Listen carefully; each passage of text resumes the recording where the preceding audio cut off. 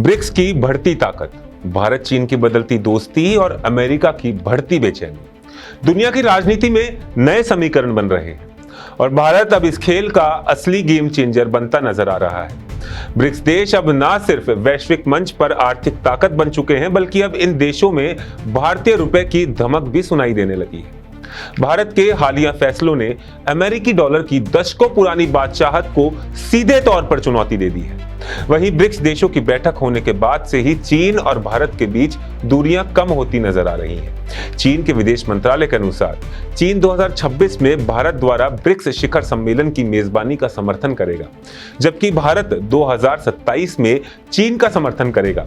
यानी दोनों देश अब एक दुर्लभ गठबंधन की ओर बढ़ रहे हैं। वहीं अमेरिका भारत चीन के सुधरते संबंधों को देखकर बौखला गया है और ट्रंप ने भारत के खिलाफ एक बार फिर सख्त रुख अपनाया है। पहले 50% टैरिफ का ऐलान और अब खबर है कि अमेरिका भारतीय कमर्शियल ड्राइवरों को वर्कर वीजा देने से इनकार कर सकता है।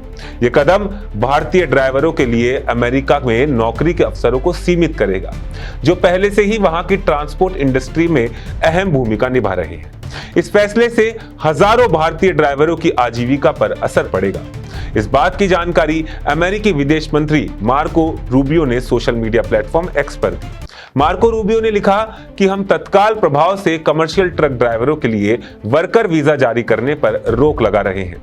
बताया जा रहा है कि इस फैसले के पीछे की वजह अवैध रूप से अमेरिका गया हरजिंदर सिंह है, जिसकी एक गलती से एक बड़ा सड़क हादसा हो गया, जिसमें 3 लोगों की जान चली गई। एक्स पर एक पोस्ट में अमेरिकी विदेश मंत्री ने लिखा कि हम तत्काल प्रभाव से वाणिज्यिक ट्रक चालकों के लिए श्रमिक वीजा जारी करने पर रोक लगा रहे हैं। अमेरिकी सड़कों पर बड़े ट्रैक्टर ट्रेलर ट्रक चलाने वाले विदेशी चालकों की बढ़ती संख्या अमेरिकी जीवन को खतरे में डाल रही है और अमेरिकी ट्रक चालकों की आजीविका को प्रभावित कर रही है। तो एक तरफ ब्रिक्स में भारत की बढ़ती ताकत और दूसरी तरफ भारत चीन की नजदीकियां अमेरिका के लिए चिंता का विषय बनती जा रही है। साफ है कि दुनिया की सियासत अब बदल रही है, जहां भारत सिर्फ खिलाड़ी नहीं बल्कि पूरी कहानी का सेंटर स्टेज बन चुका है।